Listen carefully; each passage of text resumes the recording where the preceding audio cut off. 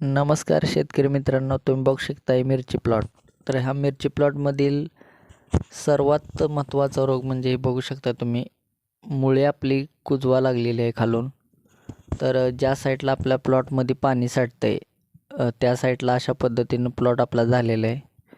तुम्ही बघू शकता मेन जी रूट आहे ती स्टॉप झालेली आहे, म्हणजे त्याचा गोल गोल आकार झालेला आहे त्या मुळीचा, मेन रूटचा, आणि त्याच्यामुळे वरती अशा पद्धतीनं पानं गुंडाळलेली आहेत.